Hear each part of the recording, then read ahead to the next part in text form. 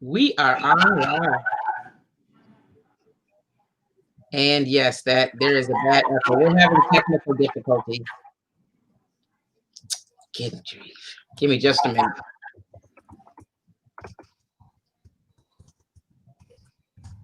And it says to start it in a new browser. I've always done that.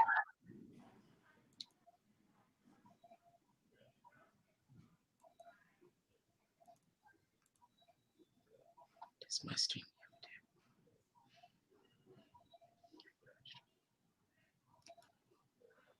So, all right, we're going to go ahead because we've got some great information to give the people.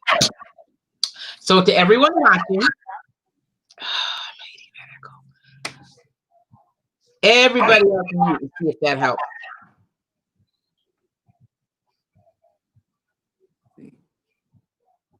Testing 1, 2, 3. That did it. Okay. What it is somebody, it's playing through your computer and back into the feed. So what I need for everyone to do is turn it down on your computer if you've got it playing out. I'm fairly sure that's what the issue is while we're echoing. All right. So now let's get ready. We have got a lot of great information to share with everyone. We have roughly 75 years of education experience in this group. And you can count it how you want to, but I'm 29. So now, what I am going to do, I will introduce myself first, and then I'll let the rest of my colleagues introduce themselves. My name is Dr. Pamela Grayson. I have roughly 20-something years of education experience. Yeah, I'm still 29 under my belt. And so I am the director of collective activism. And what we are doing is a summer series of different educational webinars. And the first one is this great one where we're going to give you tools to use with our children over the summer to prevent the summer academic regression. Because during the summer, our kids lose it. So this goal of this is to give you some tools so that our children will not go back in the fall at a deficit when they have to go back into the classroom. So these tools will be digital and non-digital. They will be, you'll be able to use them on devices, and some, if you need to print or actually do paper, we can do that as well. And even if it's done paper or digital, it's a matter of you seeing the problems and the child can write it down and do the work. The great thing about this webinar is that you have educated teachers. And if you're in the state of Texas, we are all familiar with TEA requirements.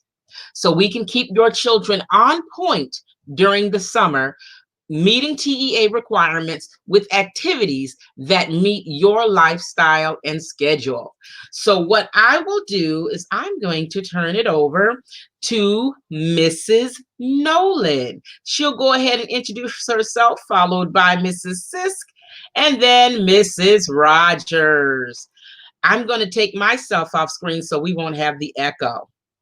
Go ahead, Miss Nolan, unmute yourself.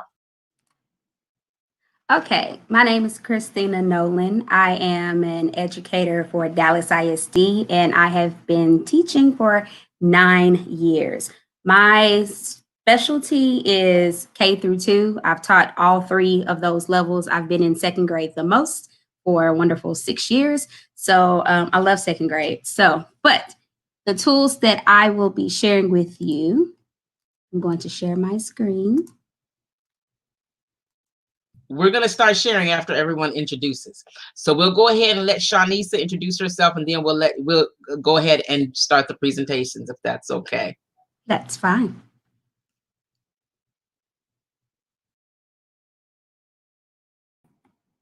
Unmute yourself. Okay, I got it. I was trying to find it. Hello, everybody. My name is Shawnisa Sis. You can call me Miss Sis.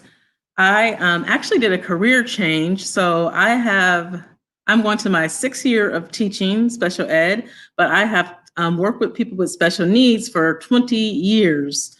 So originally I'm from Iowa, so I am familiar with the with the state laws in Iowa as well as in Texas. When I first moved to Texas, I worked with people with special needs there. So I served as a case manager. So if you have like high school students, I will be able to assist you as far as like transitional living skills or just the process for them coming out of high school to the adult living world. So I do have specialties in that area for you there. But currently I am an elementary teacher. I work in, I teach grades 1st through 5th in the functional living skills, otherwise known as a FLS, and I work for Dallas ISD. So I will be providing you services for if you have any questions for special ed, so I can provide you resources for special ed as well as tutoring for grades 1st through 5th, again, with my specialty being in special education. Thank you, Sora Sis. Now we will have Miss Rogers introduce herself. Unmute yourself.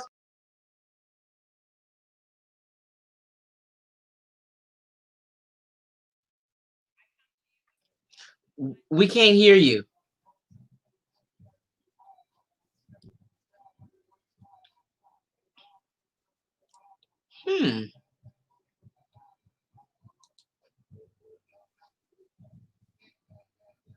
We can't hear you.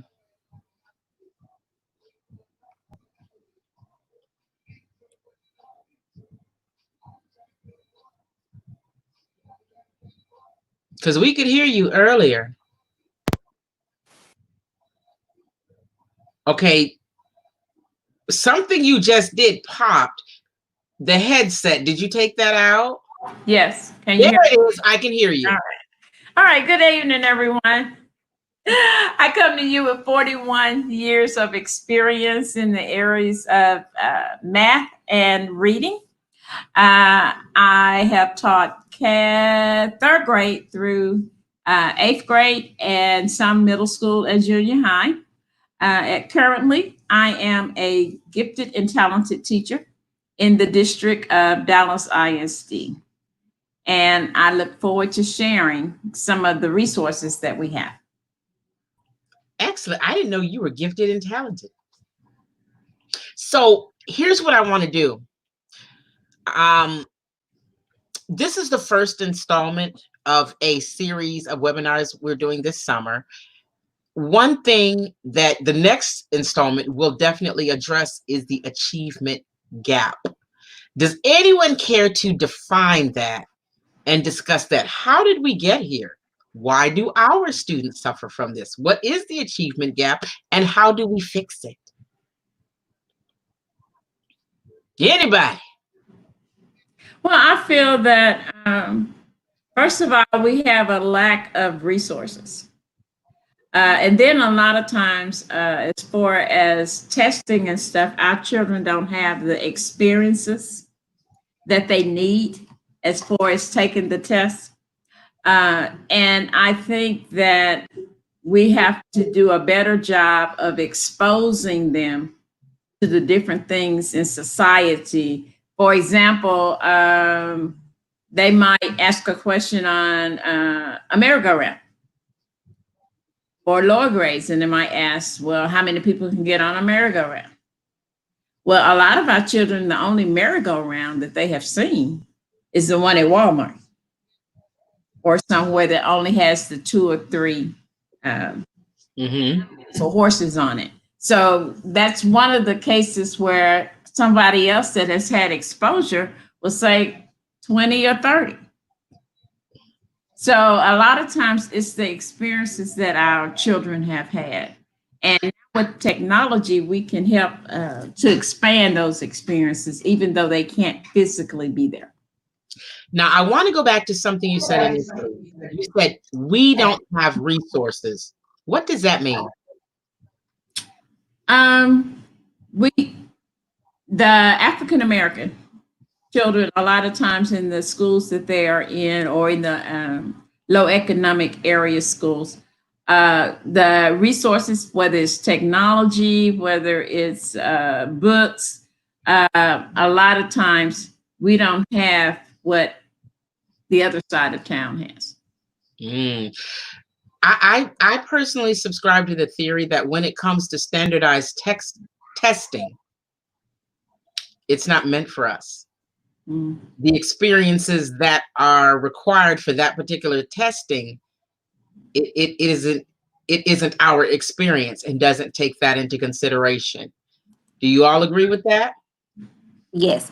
To piggyback on what you said about standardized testing, that's like my cloud over my head, because I feel like we teach the book, or we teach the book versus teaching our students the processes, the things that they need to do to work through a problem, versus just teaching, okay, we're going to go straight through 1.1. This is what you need to know.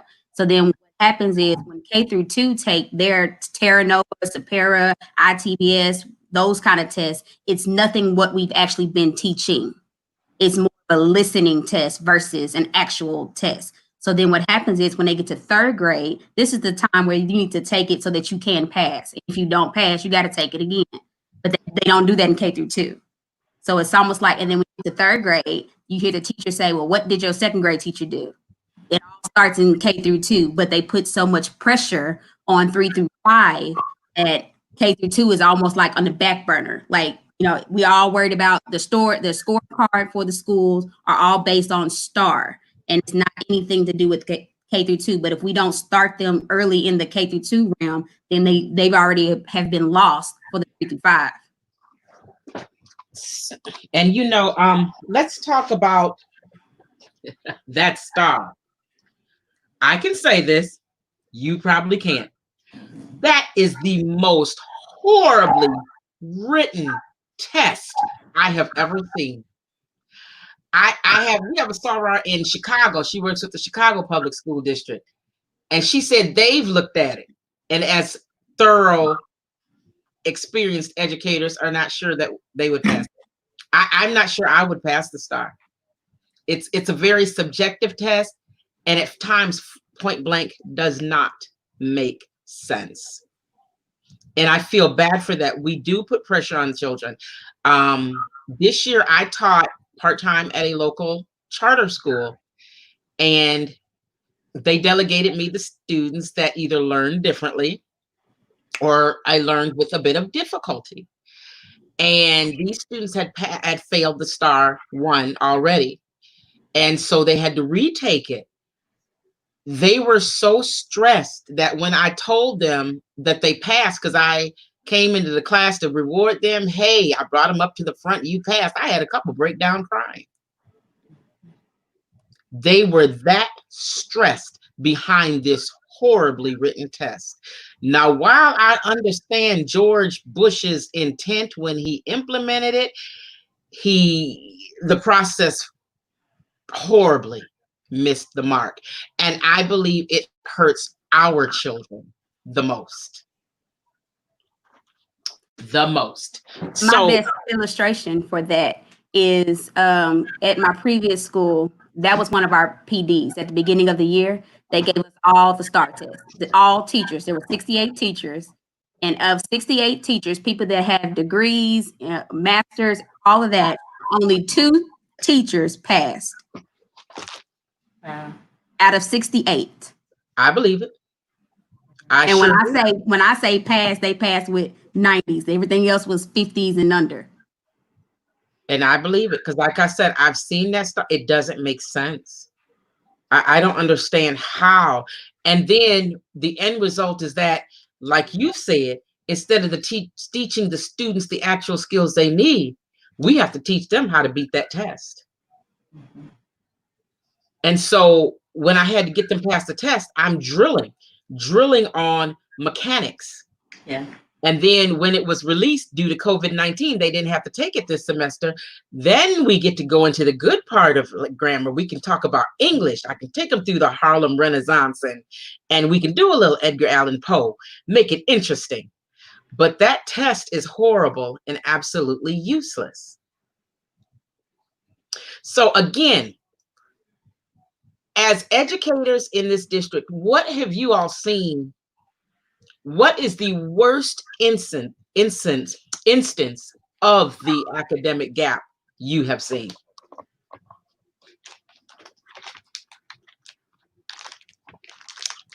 Y'all can't tell. You're trying to get us in trouble right here. Okay, I don't want she y'all is. to get in trouble. Because I'm leaving this school that I taught at, so I can say what I want to say. And they knew that when I was there, so and they caught what I wanted to say then. But I don't want to get y'all in trouble. I would say that. Can you generalize, or I'll kind of say it. I guess I'll try to be as general as possible. I know, again, like, just being in SPED, it just breaks my heart to see that a lot of our African American students, the first thing they do when they have failed is they just right away move them to special education. They don't go, I guess, provide them other resources or other alternative routes. It's automatically to kind of, looking at SPED. So yeah, because there's a book I want to share tonight. I gotta find it, but it's a book called "The Brilliance of Black Boys." And most of the population of SPED is boys, Black boys, African American boys. I believe it. In this particular book, and while one of you are presenting, I'll go find it. But in this particular book, it's by Brian Wright, and this has been my Bible in raising Blade. But what he talks about is the cycle of deficit. Our children are raised that when they walk in the classroom, they expect less.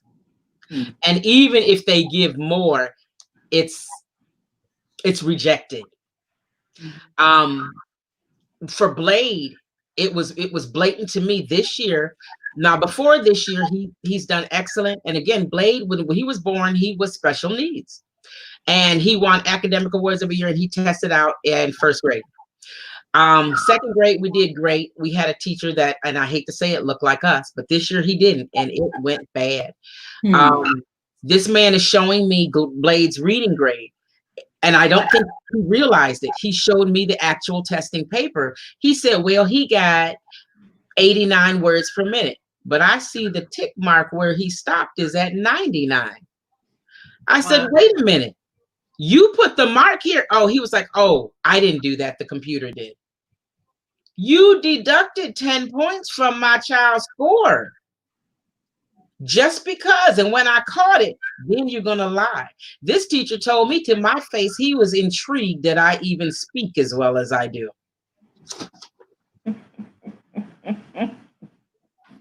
I think, to go on what you just said, I think, and a lot of times, a lot of our kids are not good test takers. They know what they're supposed to be doing. They can explain to you what they're supposed to be doing. But when it comes time to take the test and put it on paper, they freeze, they freak out, they just can't do it. But if you ask them verbally to explain it, they can explain it without a shadow of a doubt.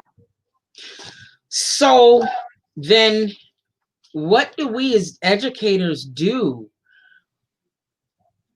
to meet that challenge? I mean, to me, if I know that, then I would test that child differently. That's exactly what I do. Are we allowed to do that? Because one thing about Blade, they kept sending me notes home. Blade doesn't pay attention in class. Blade doesn't pay attention in class. So I said, and I really just told this teacher, if you'd like, I can come sit in the classroom with him. I know that he stretches your teaching methodology a little bit, and we really have to work with it. But if you can't handle it, I will come sit in the classroom with him and teach him myself. Right. He never sent another note home. Right. And the thing about me is, with this particular school and with many others, now, first of all, when I taught at this school, the superintendent interviewed me for 3 hours to make sure I wouldn't talk about Colin Kaepernick or kneeling. So this school is one that it says it propels students towards success, but you have a cookie cutter idea of what success is. And 9 times out of 10, the brilliance of our Black boys, our ethnicity, our culture, our rhythm, our beat of life doesn't fit that cookie cutter. You need to change the cookie cutter or remove it. They don't get that. And again, when I find this book, I'll show it to you. You will have a good understanding of what goes on with our Black boys. So And what? a lot of our kids are relational. Yes, Mhm. exactly. They need to know that you care about them. Mhm. They sure do. Make that connection. You know, they will work for you. They will do whatever for you, but you gotta let them know that you care. You care. Yep. And that's There's it. a TED Talks on Rita Pearson that every educator that have seen this video. But her opening, kids don't learn from people that they don't like them. As soon as a child meets you, they can tell if you like them or not. So you have to build those relationships right from the beginning. Because a lot of times our students are, when they get to school, that's the only time that they feel love. That's the only time that they get a hug. That's the only time that they get a high five or praise or anything like that. So when they're at home, they're just dreadful, sad, disappointed. Love that they actually get is being around kids their ages, and especially our students who are only child. If they don't have any siblings, that they don't have any interaction with any other kids, they don't learn how to interact and feel their relation. That's good to know. I did not know that. Mm-hmm. I did not know that. All right. So we've discussed the achievement gap, a few ways of how to deal with it, and understand too, the achievement gap really came about because of things like redlining. We were redlined into ghettos and given the worst schools. Just racism in general. Not expecting much from our boys. I think our Black boys have a 21% lower graduation rate than their counterparts. So what I'm going to do is we're going to go ahead and get into the presentations and the tools, and we will start with Ms. Nolan. She's going to do kinder through, what you going to do? I thought you were going to say it, sorry. Kinder through second. Kinder through second. So I'm going to move off. Go ahead and share your screen.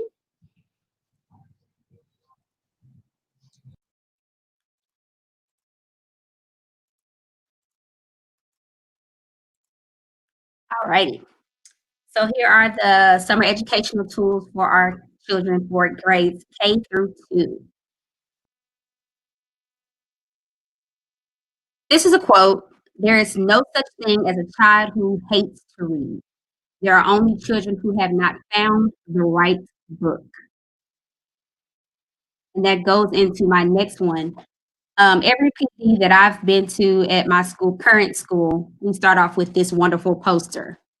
And it's just for you to imagine a school year on an average of 180 days.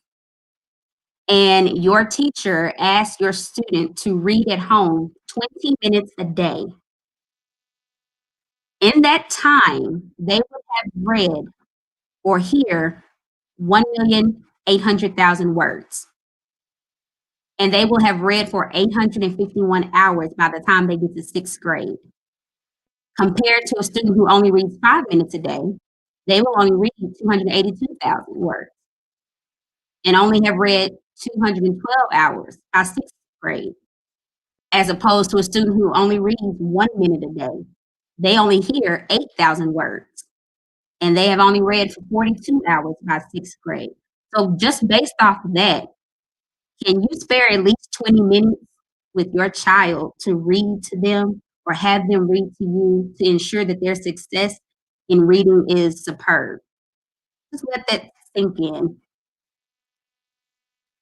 So in our reading one, this is if you have reading books at home, like in your children's library, if they have their own personal books, that is a great way to start. But if you do not have books at home, YouTube is a wonderful platform to listen to books online. If you go to YouTube and type in the search bar whatever book you have in mind, then you are able to listen to read aloud where the actual teacher or person is reading the story, flipping the pages so that they can see it, or it's underneath the document camera where they can see it on the screen. So that's a great one as well as Storybook online. It's the same thing. It's books online that you can read. So once you use that part, the best thing to do is to complete a reading response menu on the following slides that I'm going to show you. And it's a great activity. I do it with my students in class. I actually started it 2 years ago. And it's basically a menu, exposing them to something that they see every day if they go out to eat with their family. They have to pick an appetizer activity, a main course activity, and a dessert activity. And I'll show you exactly what it looks like. So this is our appetizer. And then in this part, after they read the story, I let them choose their story, or they'll choose a story on their level, and they have to pick an appetizer, one of these three options. They can do vocabulary. Our students need to learn vocabulary. This is one of the most tested tests on tests, to understand what words mean. So what I do is I allow them to pick 5 words that they do not know what it means, and they have to go look them up in the dictionary and write down the definition. And then they have to translate it into their own words so that they will remember it. Another thing is character traits and illustrations. So I have them draw a picture of the characters in the story and label them with their names. And then the last one, they all teach like this one because it's a drawing one, but it's a story illustration. And my mindset that I tell them, think about if the author came to you and told you that they wanted to create a movie poster for this book, what would it look like? But here's the catch. You cannot use the front cover of the book. So now that they have to look at the cover that they've already been looking at and make a different poster that doesn't look like this one. And the kids tend to like that one. So then the next activity that goes to it is the main course. So you already had your appetizer. Now you're going into your main course. And so for the main course, what happens is story elements. Our kids struggle with story elements of a story. And it's also because of the way questions are asked in this area. So first thing is the DME, which is the beginning, the middle, and the end. Most of the time when you ask a student to tell you about a story, they're giving you a summary.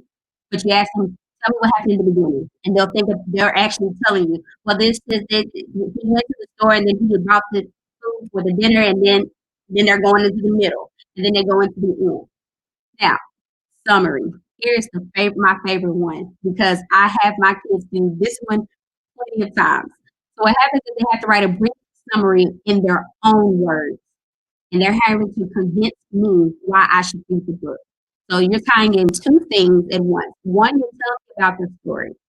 2, you're trying to convince me of why I should read it. Now, that's a hard thing in K-2 for them to try to figure out, but writing is a big piece of K-2, especially when you get ready to go to 4th grade and you have the writing test. So this is a key thing to get them to do. The next one is story elements. You want them to be able to describe the characters, describe the setting, where it takes place, describe the problem, the conflict, or the solution, which is the resolution of how the problem was solved. Again, for the writing piece, this is my dessert. I always have them in with writing, because at the end of the day, when I teach 2nd grade, so they like to write 1 to 2 sentences and say, I'm done. And I politely say, no, you're not. Because if I can ask why, you're not finished. I want to be able to read what you've written and not have any questions.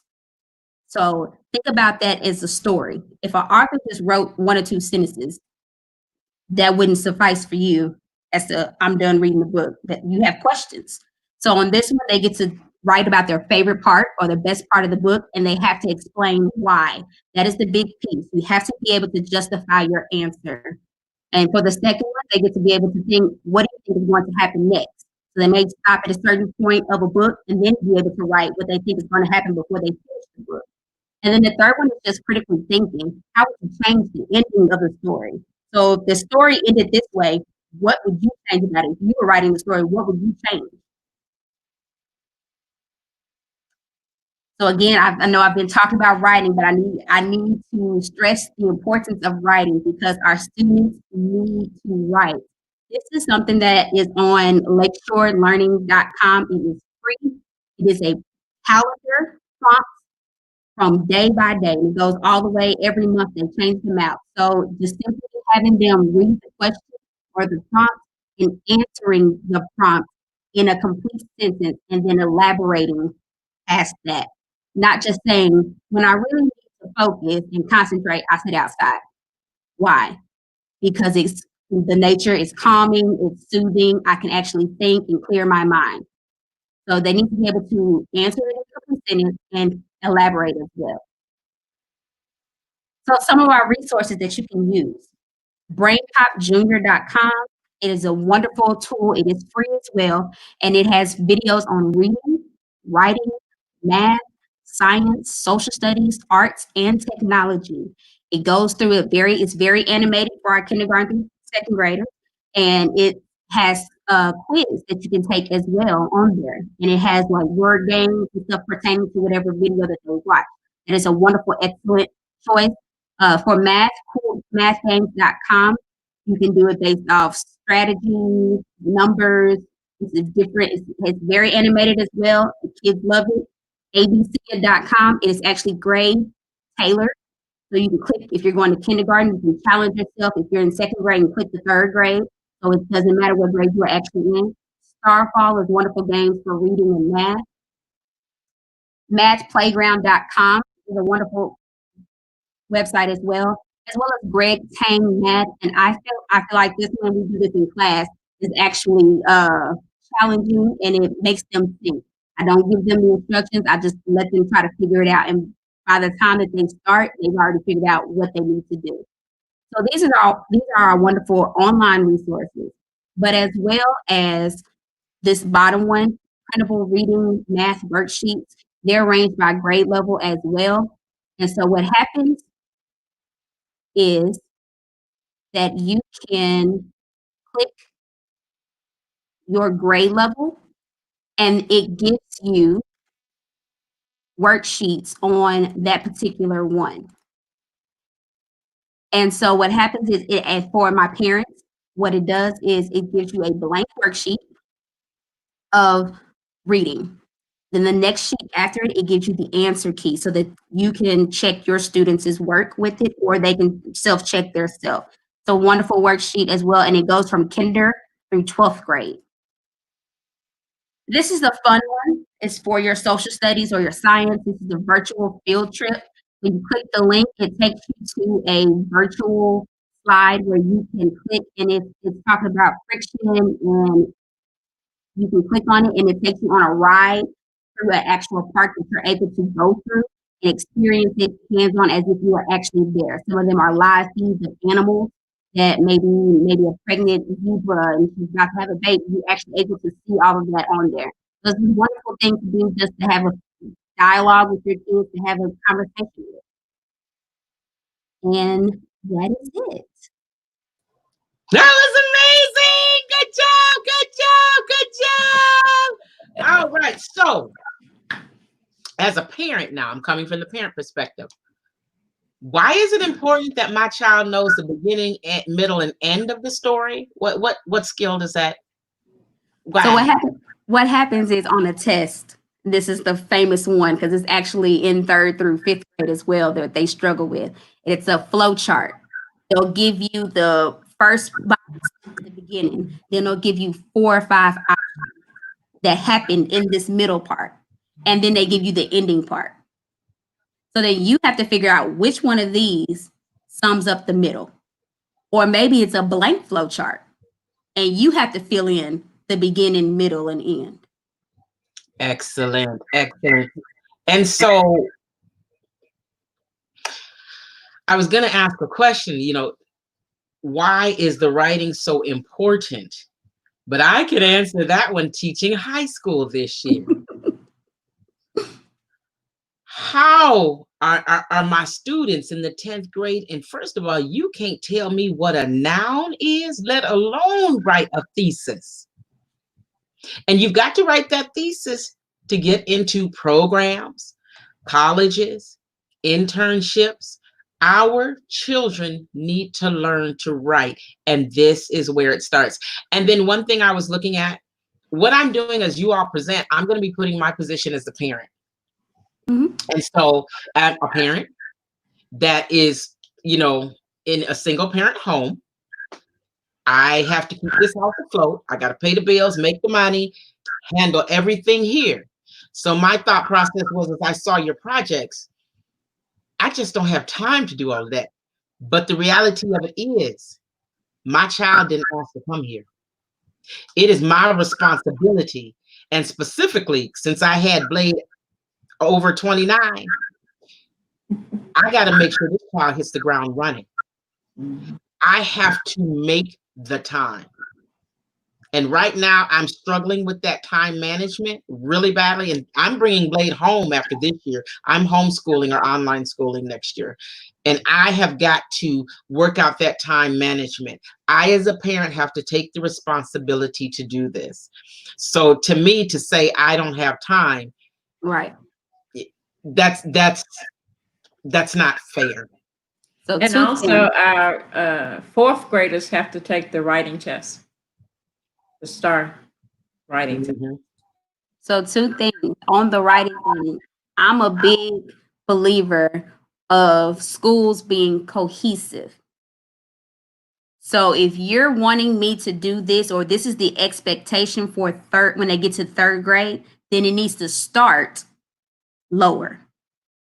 So as for the writing, I think what I experience at my school, what I experience is that everybody's doing their own thing when it comes to writing. There's no set thing of this is the way that it's supposed to be. Let's do this as a grade level, school wide. Let's do this versus you're just, okay, here go a prompt, just go write.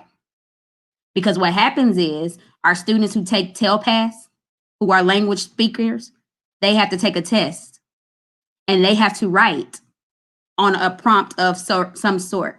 And if they're given a certain time to write, and if you give I gave one of my students 20 minutes to write, she wrote 2 sentences. And it was how to start your day. How do you start your day?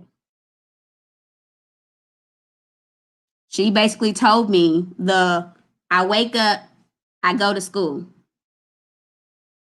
Okay, well, and my question to her was afterwards, well, what do you do in between when you wake up and when you go to school? Because then to me, that's going back to our beginning, our middle, our end. You basically just gave me a start and an end, nothing in between.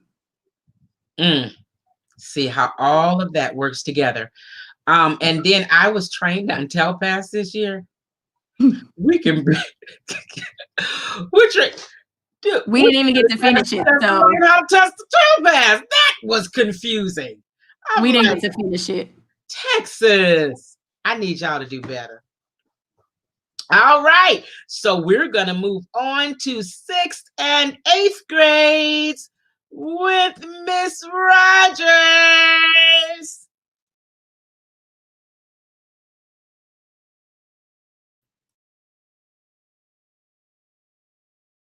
Unmute and share your screen.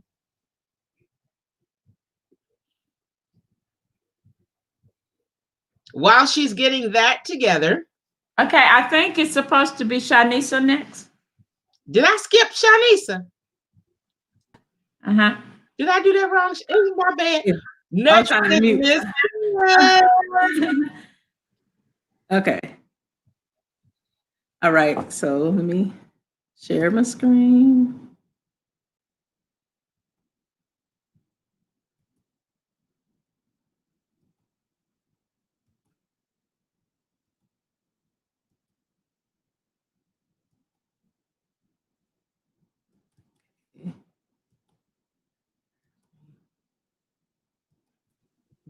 Share that screen. There it is. Also, look at that banner at the bottom. Make sure I got your email right. Okay. Does it matter if the S's are capitalized or no? No, not if it doesn't matter to you. You'll still get the email? Hopefully so. You will. You'll still get it. ssisk@dallasisd.org. Yes. That's for those who will want to engage you for tutoring. Okay. So can you see the screen? Yes, ma'am. All right. So here are my summer resources for grades 3 through 5. And I think myself and Ms. Nolan, we have a lot of the same resources for the websites. So ABC, it's a free educational resource that's the website that is organized by grade level and the subject area. And with a little bit of help from the adults, of course, you'll have to help them log on, possibly. It's easy for the kids to access tons of games And basically it focuses on the letters, numbers, the holidays, strategy, and skills. And actually all of these websites are proven websites because I have had all my kids use them and I have had success. They have been very successful. So just kind of a little bit of background. A lot of my kids come from the gen ed population, and they come in my class, they cannot read. Most of them can't even, write full sentences. And so by the time they leave my classroom or their time with me, they're able to maybe read probably it's still like at a low level. I would say most of them probably are like reading at a first, I say early second grade level, but at least they're learning how to read and put together sentences. So that's a success for them, and they're happy about that.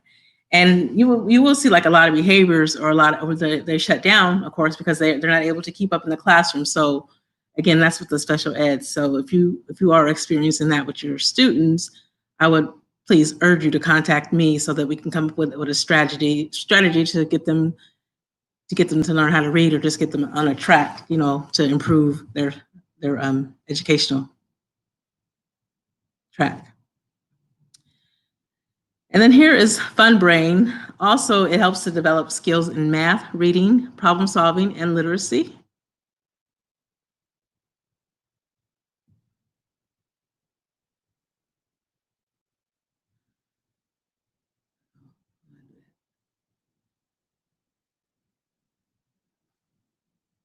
And this here is Suville. This is, let's see. Here they'll be able to have books read to them. So if you want to have like a read aloud, you can log them in on here, and then the book will be able to be read to them. It's kind of like the YouTube reading that Ms. Nolan shared with you. And Seesaw, that's a newer program that I have used. I actually used it over the virtual learning that we just had over the summer.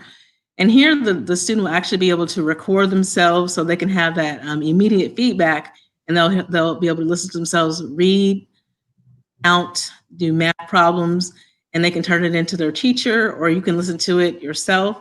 And you can, all the programs that I'm showing you, you can also send it to their incoming teacher. So the teacher can also see where that progress, because as you know, they would have missed out on 6 months of instruction in the classroom. Okay, question. Can you put this into presentation mode? Click that button at the top so it makes it a little bigger. Okay, where is that at? Go to the top. That one that looks like, go to the left. Right there. No, to the right. Right there. That one. Okay. There we go. See how much bigger that makes that? Yeah. Okay, run back through there and yeah. Okay, here we are. All right. So again, with the Seesaw, again, they will be able to see their progress, and it records everything they do. It's like a portfolio for the students. And again, they'll be happy with their success rate, and to actually have that immediate feedback. Students love that. I'm sure you educators will be able to agree with that. And also, I have set up a Google Classroom for the individuals that do not have access to the internet. I have some worksheets that again are separated by grades. So if you will go ahead and take down that code, it's lowercase k, j, b, k, e, 6h, and this presentation will be available to you. So you can also log into the Google Classroom, and once you log in there, it'll actually send me an email so I can get your name, and I'll send you an invite to add you.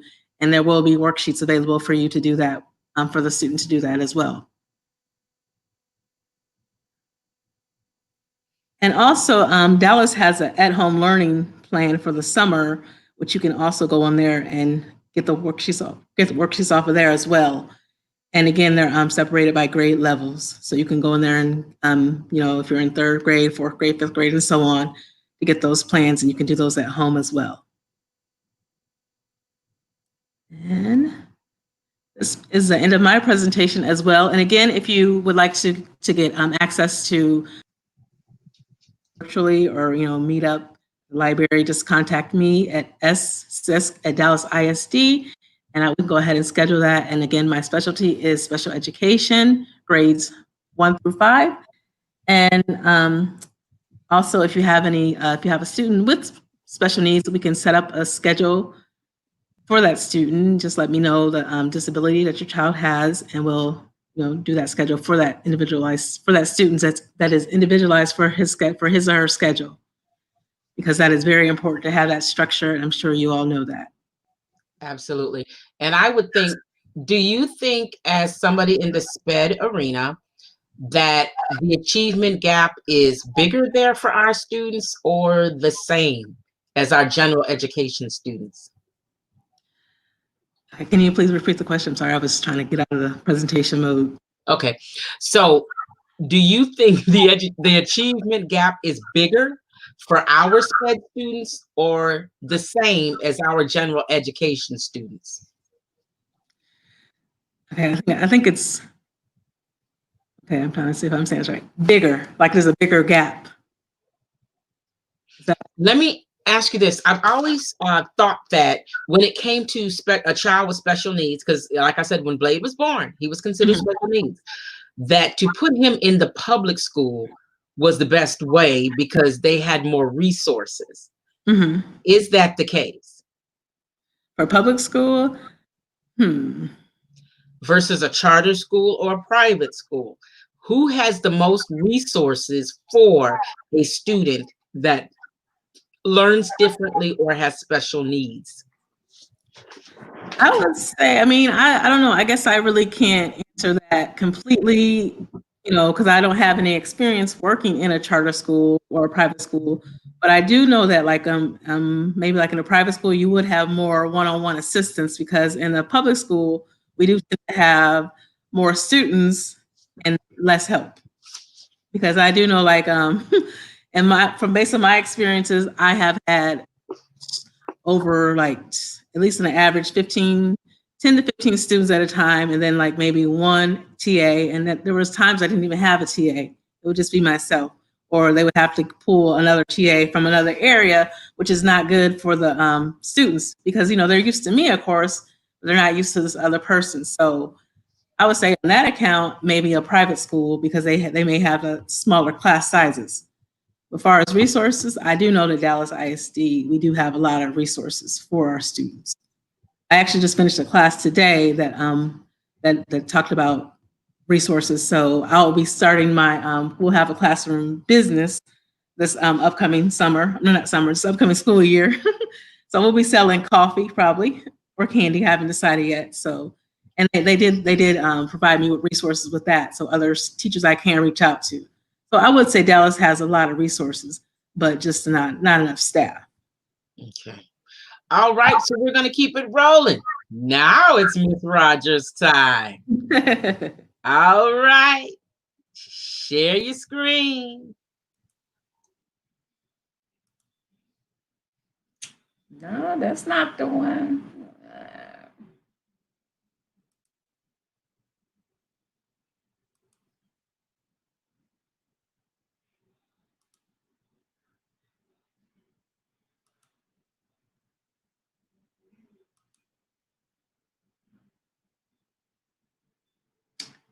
All righty. I'm having technical difficulties. Just that, it should say share screen at the bottom. Then you've got to choose which window, choose your presentation, and it'll pop in here and I'll see it and I bring it onto the screen. Okay, I don't see it. Do you have it open on your computer? All righty. Let's try this again.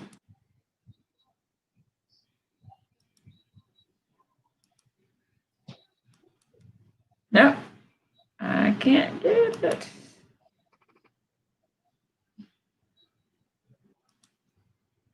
All right. Nope, I apologize. I cannot find it. Uh-oh. Can you email it to me real quick? So I'll tell you what, while you're doing that, I'll go ahead and get mine. And in the meantime, you look for yours.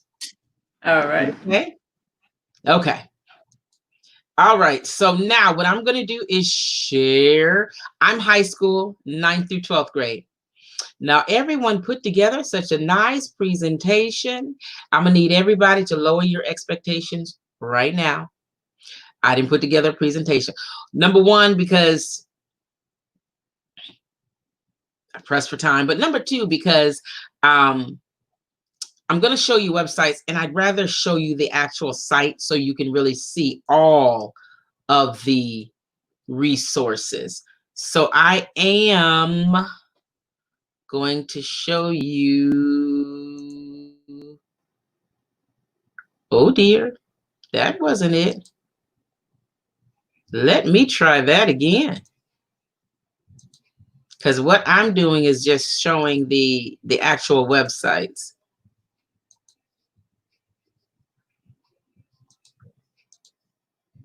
There we go. That's how we're going to do it. So let me see. What are you all? Oh dear. There we are. Okay, so that wasn't what I wanted to. Give me just a moment, because I'm going to log into that so you can see this. And make sure you all can see my screen. Yes, you can. So this site is called Edgenuity. Now, Edgenuity is something that many schools have access to. And I like this site because it is fully in alignment with TEA, and it covers every subject. You can go in here, you pick a course, you have a teacher that does a short video, and then you will do exercises based on the course. And it even allows you to do quizzes and tests on every subject you can think of. And if you look right there at that list, you can see you've got here Chinese, French, Latin. We have all the sciences, all the Englishes, everything. Everything is available on Edgenuity.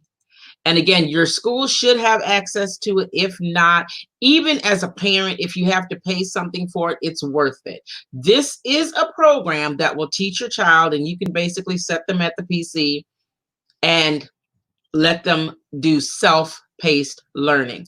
So Edgenuity is one. Oh, and before I go on, I'm going to make number one, this video is being recorded.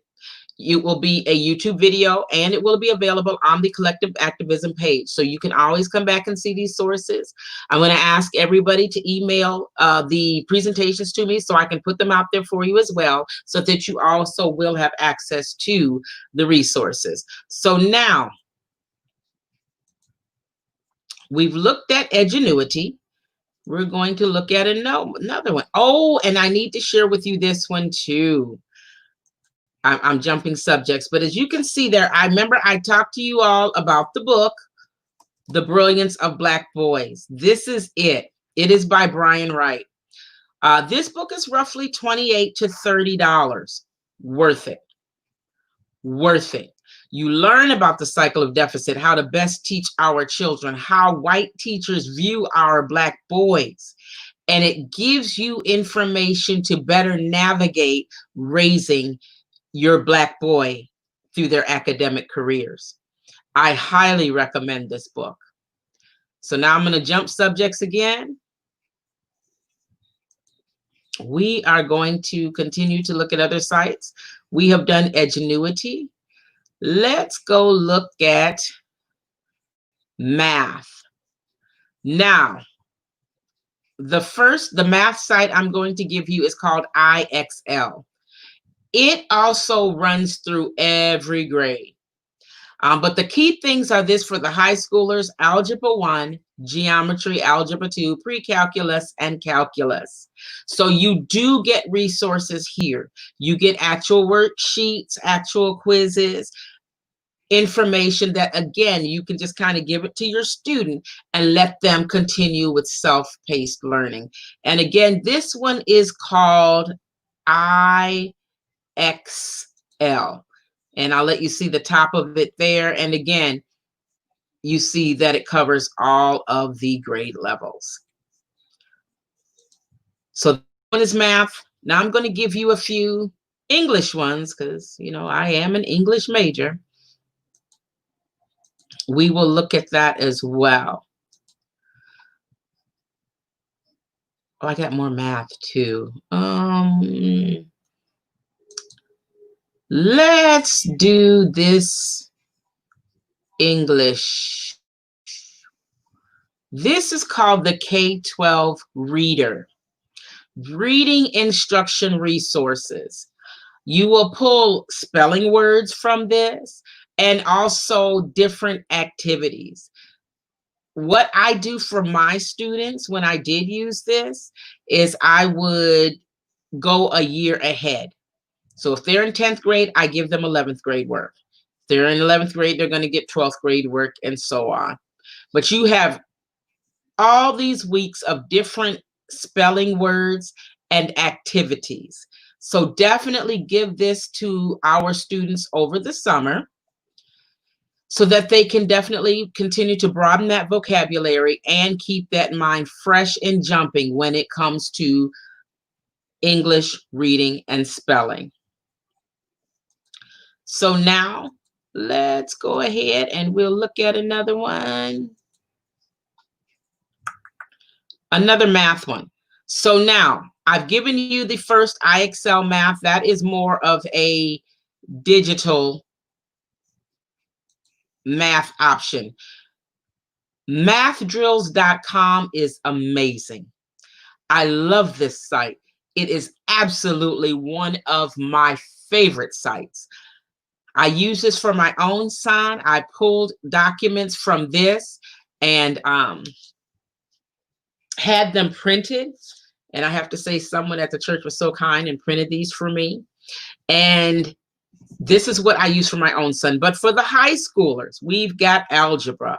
You've got statistics, learning how to operate percents, powers of 10, order of operations, money. Please teach our children money. All of this is available for free on mathdrills.com, and it is printable worksheets. And these worksheets will indeed come with the answer sheet as well. So you see right here on this sheet, we're looking at the mean, median, mode, and range. And then you get the answer sheet as well, which is very convenient as the parent. I don't have to calculate all that.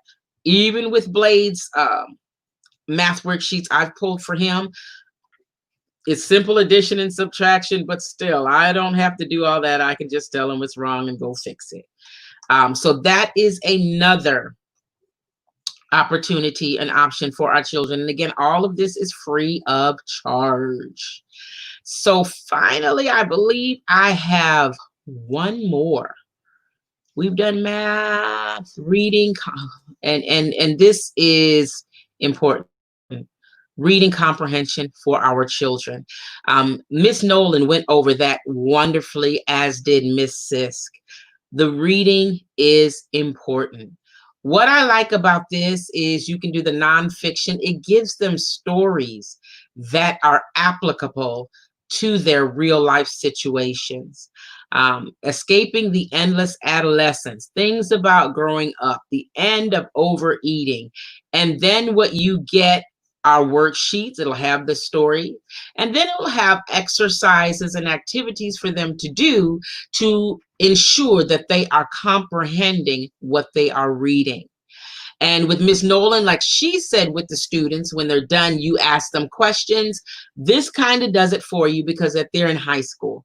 So they should be able to read and answer this on their own as well. But we as parents do need to check it, especially our boys. They're so lazy.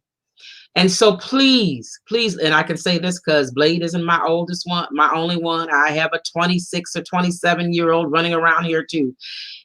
And they will have both been lazy when it came to schoolwork. I don't get it. I just loved it, but not my boys. So these are options that are available. One last thing I want to show you. This amazing textbook, because I had to teach earth science this year. And it was for an institution that I had to build the curriculum. in its entirety myself. So for earth science, and I'm not the most scienced person, I found this absolutely wonderful textbook online. And you have all the chapters dealing with everything in earth science. And mine, I'm sorry, it was earth and space. I had to do space too. And you do have space chapters in here. And this is all in alignment with your TEKS. So you sit here, you get a whole chapter. The important words are bolded. There are exercises throughout. This is a hard copy. I highly recommend this textbook. You just print this out and give it to them. And it works wonderfully. And again, it is thoroughly in alignment with TEKS. All right, so I believe that is all of the resources that I have to share for high school at this time. Also, if you're watching, you can type in questions in the comments and we can see those. And I can post them up here and you can tell me whichever instructor that you would like to address the question to. So that was some excellent. We covered math, we covered science, and we covered English, the core subjects. These are what I recommend you focus on. And then during the summer, when COVID hit and I thought I had to build my son's curriculum, understand all the literature went to the Harlem Renaissance and stuff that was important to us. I see it, Miss Rogers. We got it. All right. Do you have it? Yes, I see your. Oh, is that you? What do you? Yes, it is. You're on, ma'am. Okay. There you go. All right. I'm doing tools for our children 6 through 8. First slide we want to look at is social studies. National Geographic is an awesome website for social studies. Science, I know a lot of you several people have already hit science, but this one talks about the animals in the neighborhood. It has links for mommies. It's called mommypoppins.com. They have experiments. And the thing about it is most of these experiments are things that you have around your household. Also, it has you can download worksheets, and it also has games. Math, most of these you have heard from some of the other presenters. Prodigy is interactive. Khan Academy is online courses. It has lessons, it has practices, and also it has SAT practices where students can practice their words and stuff. Math Antics has math videos, and it has worksheets. Dreambox, it costs a little bit more. It's free right now because of the pandemic. It has games, challenges, adventures. It's really good for those who need to be challenged just a little bit. Cool Math, logic and thinking games as far as math is concerned. And someone has already talked about the GregTangMath.com. Common Core worksheets for those who need worksheets. And I can't remember if someone has already mentioned that one. Reading. Everybody keeps talking about and emphasizing how important reading is for our kids. We got the Common Lit. If you need printable worksheets, they're here. Again, we're talking about middle school, 6 through 8. And sometimes as parents, it can be a little challenging for us because we really have to find things that they are interested in.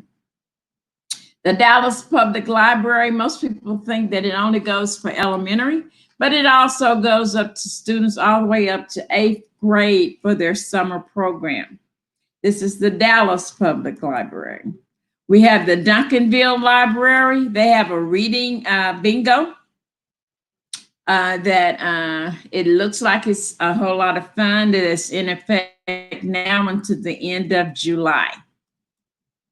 DeSoto They have an Imagine Your Story, and it's for kids 5 to 8, tweens 9 to 12, teens 13 to 18, and they even have an area for adults to challenge you to keep up and enhance your reading. Cedar Hill, they have a thing called Book Flex, and it's exploring the world of reading. And my favorite, 25 fantastic middle school books for Black authors. It came out last year, and especially now with the state that our country is in, I think our students would be very, very excited about getting into some of these areas of people. Some of them have movies and stuff to go with them also. Hidden Figures, but the website is bookriot.com. All right. Thank you so much. All right. Now, I had a question. Oh, I had a question about something you posted, but I forgot. Okay, I don't remember what it was. But at any rate, these were amazing resources provided. And again, if anyone has any questions, you can type them. I can put them right on the screen. Is there anything else that we all feel the need to stress? Anything else you all want to tell parents? Any points? We've talked about the libraries. We've talked about digital tools for every grade. We've talked about non-digital tools for every grade. Non-digital tools will be posted on the site for collective activism. You can reach out to Mrs. Sisk. I highly, highly recommend, if you have a SPED student, she understands it. She's so certified. She understands it amazingly well, and she understands the structure that is needed. Reach out to her. And as we know, families are stressed by the pandemic financially, and we're just stressed financially when there's not a pandemic. So Ms. Sisk is definitely aware of that, and her pricing is definitely within range. Because she's already discussed it, and you normally would pay $65 to $75 per hour for somebody with her skills, and she's roughly 1/3 or less than that. So it is very worthwhile. And this is me speaking personally after my experience this year. I prefer teachers that look like us, because I'm gonna be honest, it's been to my experience, we care more. And so you've got a gifted teacher to this side of me, and then you've got a SPED teacher and a gifted elementary teacher below. You can't beat this with a stick. And I would just like to say that, using these resources and stuff, we need to also think about, as parents and educators, we don't know what the fall is going to hold. Oh, that's a good point. And we really need to know our kids, know what type of environment they need, know what we can do to help them. And this is a time for us as parents to become more knowledgeable of the digital tools and things available. So you might have to have access to them depending on what your decision as a parent is the fall. Mm-hmm. I saw some pictures. They're talking about putting glass partitions for the students, and I think it was you, Miss Nolan, that said that they were going to have a kind of the elementary come to school and everybody stay at home. And I can speak to this. When I graduated a few years ago with my undergraduate degree, I came out of an HBCU, and at that time, it was not very technologically advanced. And so the problem was, I came out of this HBCU, I had to compete with students that attended Purdue, Notre Dame, Harvard, whatever, that had all the technology. I was at a deficit. I could not tell you what word or word perfect was. Now today, I can work it out. But I had to learn quickly because I was at a deficit. As parents, we can't do that. You've got to have the technology for your child. Blade has never lived in a house where he didn't have internet, and this child has an iPad, and I'm gonna just sell it. I just recently spent $400 on him a computer. He needs it. When we came home, he can't have mine. So I had to get him his own. And now that I'm going to keep him home in the fall, he's got to have his own.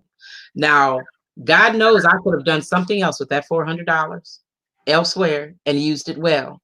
But I also have to focus on his education and make that sacrifice. And we as parents have got to do that.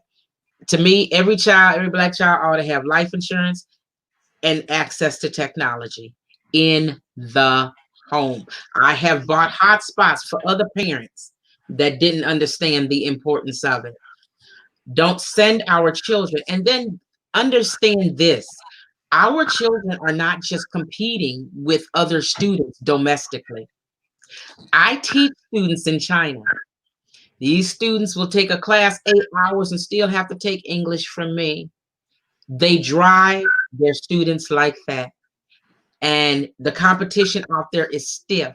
We have to prepare our children for that level of competition. And one of the challenges that we saw during the spring was that homes had more than one child. Mm-hmm. And only one laptop, computer, or whatever. So it was having to be shared during distant learning. So a lot of our kids missed out because I might have a class at this time and their sister had a class at this time and there was only one computer. And so I know at the school I taught at, they did take that into consideration and did try to stagger specifically the finals and the testing so the students wouldn't all need the computer at the same time. But that is true. The technology for our students is important, even at the kindergarten age, because again, you see all those programs and resources Mrs. Nolan recommended. They need a device. And it's not just when they grow up, they're not going to use a typewriter anymore. Our children have to know how to function on technology. One thing I want to say for the parents is that I encourage dialogue amongst parents and your child, because what happens is when they get to school and they're getting called on, they don't want to talk. So it's best to have, even if it's something as sitting down at dinner and you're just asking how their day went, just for them to be able to form sentences and have dialogue with someone. So just talking, we need to talk to our children. And that's a very good point. Very good point. All right. Anybody else have anything they want to add? We've been about 1 hour and 15. I think we've given excellent information. And when I came to you three, you all were so willing. Thank you. Thank you.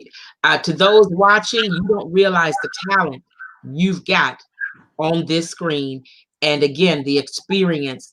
And they came with the heart, with giving. They did the work to put the presentation together. And they've done a wonderful job. Thank you all. I appreciate you. All right. All hearts and minds clear? Yes. We good? So to everyone that's watching, and to those that will watch the recording later, please reach out to us if you have any questions. You can on the page for Collective Activism, or you'll see this, and we will respond. We're here to help our children bridge that achievement gap and to prevent summertime regression. It's on us to do it for our children. Yes. All right. Love y'all. Mwah, mwah, mwah. Right, Thank you. Thank you. Bye-bye. Bye. Bye.